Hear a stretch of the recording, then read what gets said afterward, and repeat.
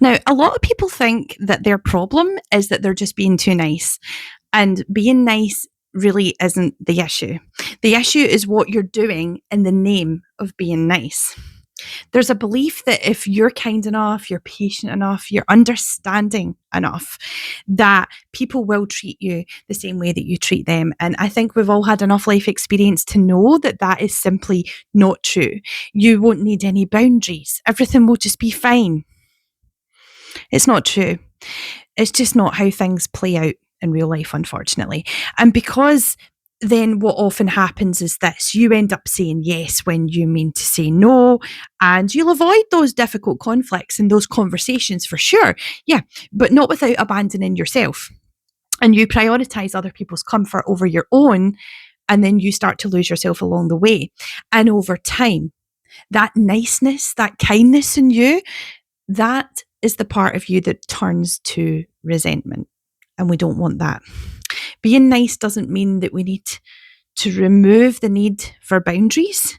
It actually increases it.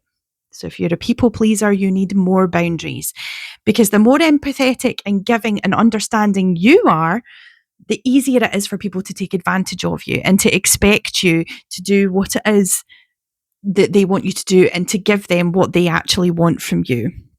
And the key truth in this is that boundaries are what protect your kindness from turning into self-abandonment. The boundaries are not about the other people, they are about you. They are to protect you from losing yourself, from becoming someone who does self-abandon and who doesn't put themselves first, and who does start to spiral and feel guilty and selfish and all these things that we've already discussed. And they do allow you to stay a good person without losing yourself in the process. You can still be good and still be nice and have boundaries. There is a great myth that you are cold and harsh and distant if you set a boundary. Nothing could be further from the truth. Sure, of course, tone and pitch and how we put it to each other helps. I mean, you don't have to sound hard and angry when you do it. You can be as empathetic and gentle and as kind and as honest as you want to be. You're only telling your truth. That's all. You don't have to switch into this version of you that doesn't really exist. You don't have to be an ugly version of you in order to set a boundary. So instead of saying, it's fine, I'll just do it, a boundary might sound like, look, I'd really love to help you, but I just can't do that right now. I'm sorry. And that's you. You're still being kind, but you're just being honest. Now, you have to bear in mind that some people will react to that. Some people will be like, well, hold on, well, you always do it. That's you leaving me in the lurch. They'll maybe brand you as the difficult one and go out and speak ugly things about you in rooms that you're not in, but that's not your problem. And if anything, you've just unearthed a really toxic individual that really ought to be replaced in your life. Reposition your board again. Have a look at who's valuable and who's not, because your friends and your co-workers and your siblings and your parents, they shouldn't be treating you like that. So have a wee look at that as well. You're still being kind. You're just being honest, but you're being kind to yourself. And the bit that they fail to understand is that, well, you don't seem like you're being very kind to them, but only because you're not doing what they want you to do. That's the key takeaway here. Think about that. It's you not doing what they want you to do, so you're not being kind. You're being kind to yourself. And again, to echo what I've said before, that doesn't make you selfish. Okay. So, because being a good person shouldn't mean that you need to abandon yourself. And this is what people need to try and understand. And boundaries are what make sure that we don't. They ensure that we do not abandon ourselves. And so, if you've always been the nice one, this is where you learn to stay kind without losing yourself. And that's really, really important. So, just to recap here, you are not a bad person for setting a boundary.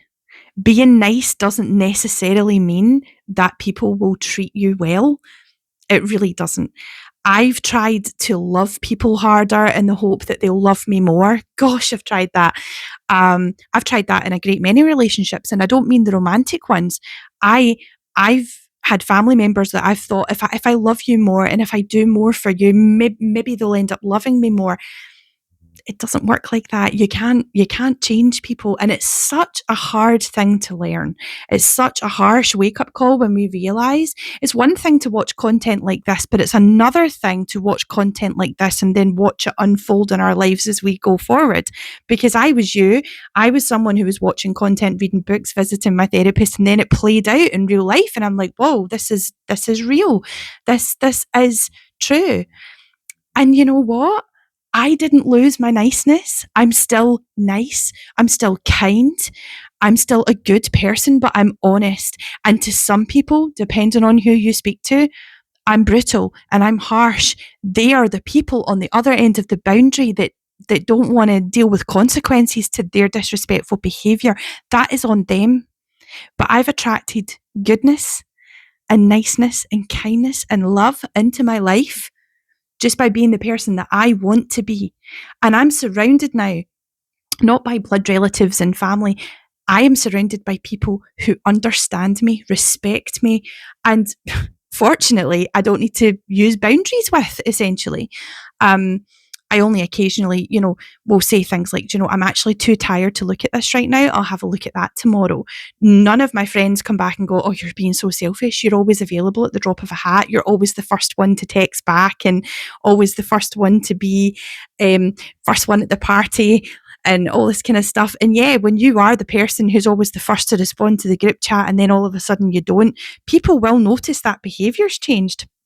But it doesn't make you selfish. It doesn't make you less nice. It doesn't make you harsh. You're just taking a bit of time for you. And there's nothing wrong with that. So protect your peace because your body remembers. See you soon.